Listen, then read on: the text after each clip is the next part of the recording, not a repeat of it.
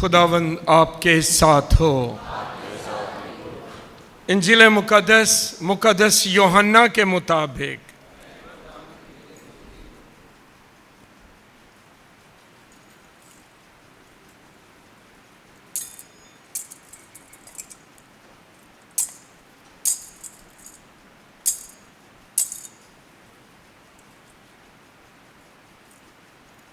मुकद्दस यूहन्ना की इंजील उसका 20वां बाब 19वीं आयत से 23वीं आयत तक।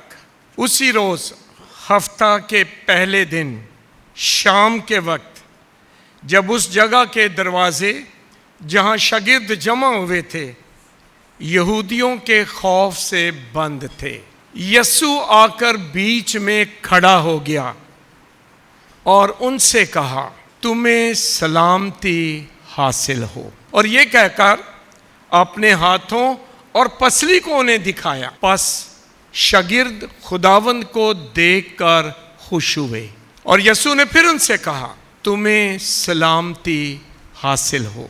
जिस तरह बाप ने मुझे भेजा है मैं भी उसी तरह तुम्हें भेजता हूं। उसने ये कहकर उन पर फूंका और कहा, तुम रूहुल कुद्दस लो। जिनके गुनाह तुम माफ करो उनके माफ किए गए हैं और जिनके गुनाह तुम कायम रखो उनके कायम रखे गए हैं। इंजील मुकद्दस के वसीले से हम सबकी खताएं मुआफ की जाएं।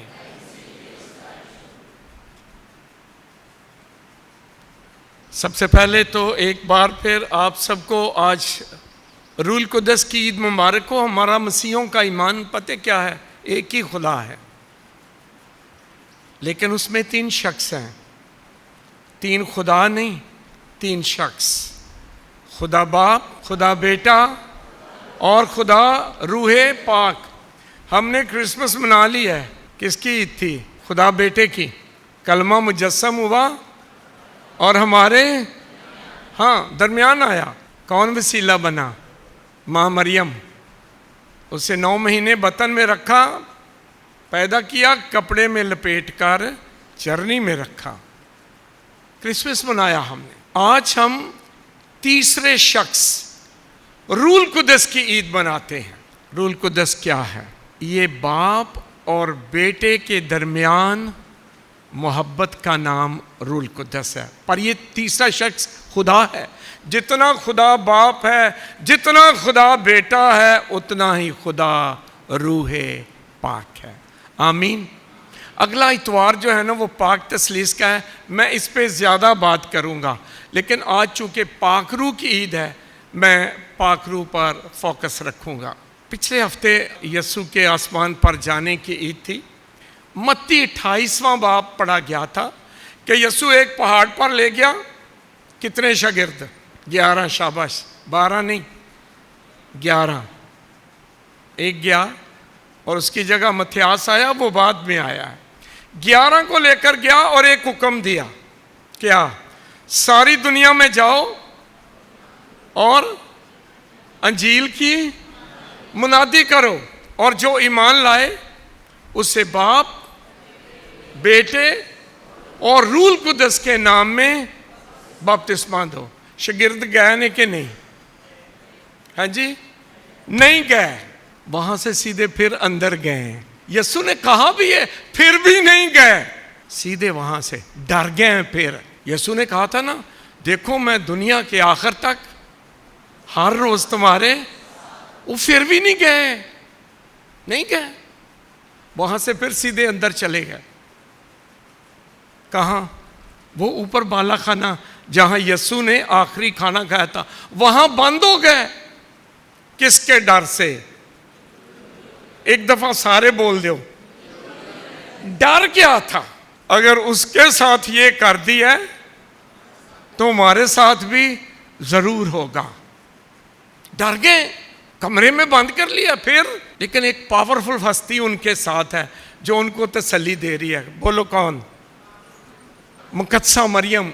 जरा आप रसूलों के माल पढ़े, मुकद्दसा माँ मरियम उस कमरे में उनके साथ हैं। इसलिए लिखा है वो अंदर दुआ कर रहे थे।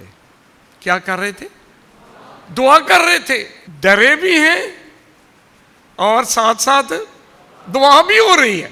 अभी बाहर नहीं कहे, डरे भी हैं और दुआ भी कर रहे हैं।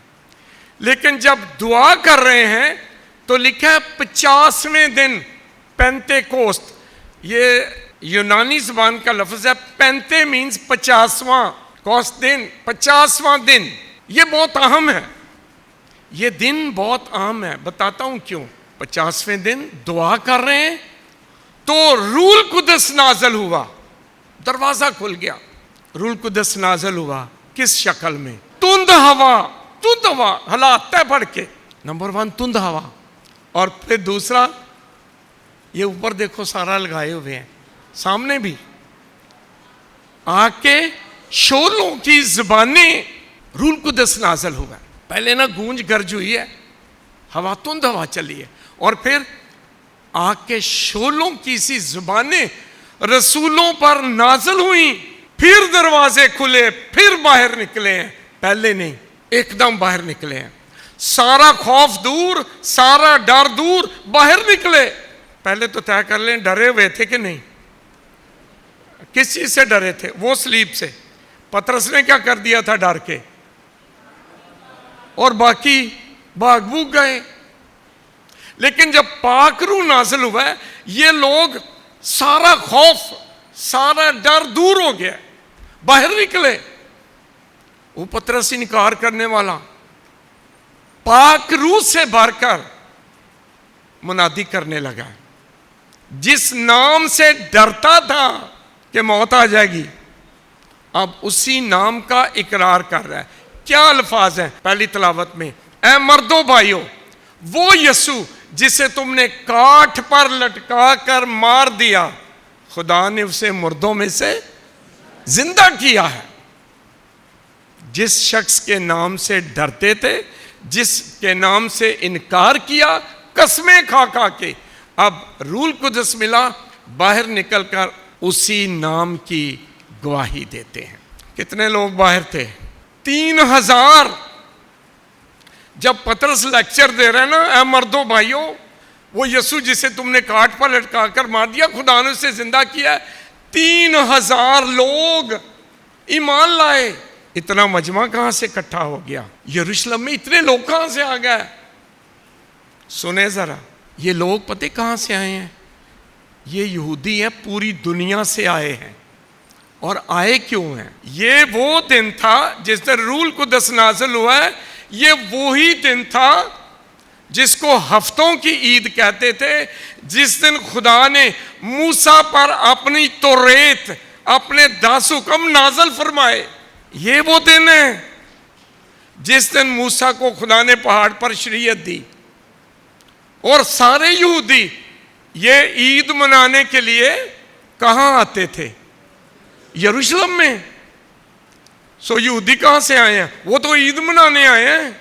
थोड़ा सा अगर आप जाएं ना वापस खरूज की किताब पर, जब मूसा को 10 हुक्म दिए गए ना, तो लिखा है बादल में से गूंज गरज आई और आग बरसी।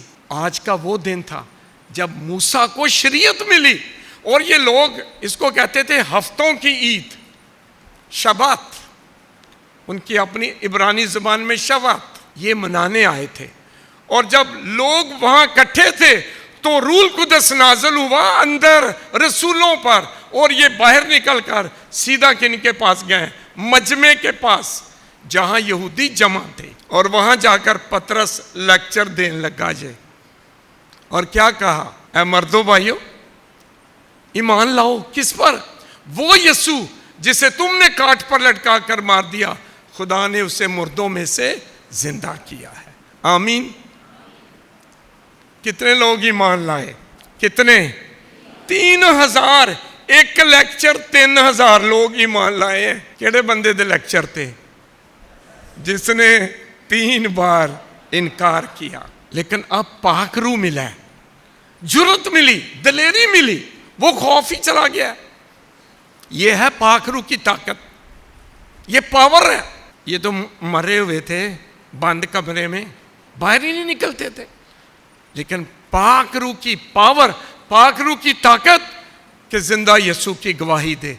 फिर सारी दुनिया में गए हैं, मत्ती 28वां बाब, सारी दुनिया में जाओ और जाकर अंजील की मुनादी करो, और जो ईमान लाए उसे बाप और बेटे और रूल कुदस के नाम में बपतिस्मा दो। यीशु के आसमान पर जाने के फौरन बाद नहीं, कब? जब पाक रूह रसूलों पर नाजल हुआ। क्योंकि बोलने की ताकत किसने दी है पतरस को? रूल कुदस ने। कमाल हो गया। ये यहूदी जो है ना, आप वहां पर ना सारे मुल्कों के नाम लिखे हैं। ईरान का नाम लिखा है, मिस्र का नाम लिखा है, लीबिया का नाम लिखा है, वो पूरी बेल्ट, यहां यहूदी फैले हुए थे, ये सारे वहां गए थे ईद मनाने। और तब पाक रूह रसूलों पर नाज़िल हुआ, सारा खौफ खत्म, सारा डर खत्म। फिर सारी दुनिया में गए और जाकर अंजील की मुनादी की। This is the power of the Holi spirit. आमीन। आज इसी की ईदा मनाते हैं। जोरदार तालियों में सबको ये ईद बहुत बहुत मुबारक हो। एक चीज जो बहुत कमाल की वहां हुई है, ये यहूदी मुख्तलिफ मुल्कों में रहते हैं, ये अब एक जुबान भी नहीं बोलते, एक जुबान नहीं बोलते। अब जो 3 नस्लें लिबिया में रही हैं वो अरबी बोल रहे हैं, जो 3 नस्लें 4 नस्लें बल्कि ज़्यादा नस्लें ईरान में रहीं।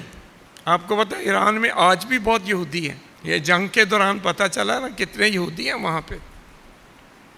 इनको शाह फारस लेके आया था, ये तो फारसी बोलने वाले थे, लेकिन पाक रूह का कमाल ये हुआ कि पतरस इब्रानी बोलता था, बल्कि उनकी ज़बान इब्रानी भी नहीं आरामी थी। तो सबको क्या लगता था? बोलो आप, क्या लगता था? कि ये मेरी बोली बोल रहा है। इसका मतलब क्या है? सारे समझ रहे थे, वो अपनी ज़बान बोल रहा है, लेकिन हर एक फर्क ज़बानें बोलने वाले सबको एक ही समझ लग रही थी। सो रूल कुदस ने क्या कर दिया? ज़बानों का तफरीक ख़त्म कर दिया। ज़बानों का तफरीक कहाँ से आया था? फ़र्क कहाँ से आया था? बाबल का बुर्ज याद आया? जब इंसान जो था ना, वो आसमान तक चढ़ के खुदा के बराबर होना चाहता था, तो खुदा ने क्या किया? फिर उनकी ज़बानों में इख्तलाफ डाल दिया। बुर्ज बना रहे ना, वो सीमेंट मांग रहा है, वो पानी दे रहा है, पानी मांग रहा है, कुछ और दे रहा है। तफरीक डाल दी, फ़र्क डाल दिया। आज क्या हुआ है? वो सारा फ़र्क ख़त्म हो गया, अंडरस्टैंडिंग बढ़ गई है। जहाँ लोग फ़र्क बोलियाँ बोल रहे थे, आज एक ही बोली, मुख्तलिफ बोलियाँ बोलने वाले सब पतरस की ज़ुबान समझ रहे हैं। ये है पावर पाक रूह की। आमीन। आजकल हमारे घरों में भी हर बंदा अपनी अपनी बोली बोल रहा है कि नहीं? और किसी को समझ भी नहीं आ रही। माँ बाप कहते हैं जी हमें बच्चों की समझ नहीं आती, पता नहीं की कर देने, तो बच्चे की कहते ने सानू नहीं माँ प्यो की समझ आती। भाई बहन क्या कह रहे हैं? सानू नहीं भरावां की समझ आ रही। और भाई क्या कह रहे हैं? हमें नहीं इनकी समझ आ रही। हर बंदा क्या कर रहा है? मुझे इसकी समझ ही नहीं आ रही है, ये अपनी बोली बोल रहे हैं। लगता है अब हर घर में एक बाबल का बुर्ज बन गया कि नहीं? बन गया। और मियाँ बीवी के दरमियान बनया है। यस, घरों में, मुल्कों में ये जंग का है कि है? ये क्या जंग है? ये एक दूसरे को समझ नहीं रहे हैं। एक मुल्क अपनी बात करता है, वो अपनी बात करता है, फिर कहते हैं जी इकट्ठे हो जाओ, डायलॉग कर लो। क्या है मतलब? एक दूसरे को समझो। आज का इंसान जो है ना, सच्ची बात है, अपनी अपनी बोली बोल रहा है, दूसरे को समझने की कोशिश नहीं करता। वो क्या कहता है? दूसरा मुझे नहीं समझता है। वड्डे कहते ने छोटा नहीं समझते, तो छोटे की कहते ने वड्डे नहीं समझते, तो कोई भी किसी को नहीं समझता। बिल्कुल बाबल का बुर्ज कब टूटा? जब रूल कुदस रसूलों पर नाज़िल हुआ। रूल कुदस तोड़ता है ये बाबल का बुर्ज, ये तफरीक रूल कुदस मिटाता है। तो आज फिर हमें किस चीज़ की ज़रूरत है? खुदा से क्या मांगना है? रूल कुदस, ऐ रूहे पाक उतर आ। अच्छा, अब ये नहीं कहना रूल कुदस है नहीं हमारे पास, नहीं, बपतिस्मा में मिला है कि नहीं मिला है, पाक इस्तकाम के साक्रमेंट में मिला है कि नहीं मिला है। मुकद्दस पौलुस रसूल पता है क्या कहता है, तुम रूल कुदस की क्या हो, हैकल। हम सब क्या हैं, रूल कुदस की क्या है, हैकल। हैकल क्या है, खुदा का घर जहां खुदा रहता है, और हम में से हर एक रूल कुदस की हैकल है। वो अंदर है, रूल कुदस अंदर है, अंदर है, हैकल है। ये तुम्हारे बदन रूल कुदस की हैकल है, हमारे अंदर है। ये जरा एक बात ध्यान से सुन ले, ये खुदा बड़ा कमाल है। ये पहले हमें बादलों में मिलता था, फिर इसने क्या किया, ये इमानुएल बन गया। इमानुएल का मतलब क्या है, खुदा हमारे, हाँ, कलमा मुजस्सम हुआ और हमारे, और फिर ये तीसरी बार रूल कुदस हमारे अंदर चला गया है। तुम्हारे बदन रूल कुदस की हैकल है। आज फिर ना रूल कुदस को पुकारना है, अंदर है, लेकिन अपना दिल खोलना है, उससे बात करनी है, उससे मांगना है। वो बरकतें, वो नेमतें जो रूल कुदस की हैं मांगनी है। उसको काम तो करने दें, अपने अंदर काम करने दें। आज रूल कुदस के नाज़िल होने की ईद है। आए सब खुदा से दुआ करें, ऐ रूहे पाक मेरे दिल में उतर आ, और तू उतर आया है, मेरी ज़िंदगी को बदल, मेरे खौफ दूर कर, मेरे डर दूर कर। किस लिए, ताकि मैं तेरे नाम की गवाही दूं। डरे हुए शागिर्द यसु की गवाही देती थी। आज जहाँ पर हमें अपने बुर्ज तोड़ने हैं, वहाँ पर हमें जुर्रत और दिलेरी के साथ पाकिस्तान में, इस धरती पर यसु नाम की गवाही देनी है। आमीन।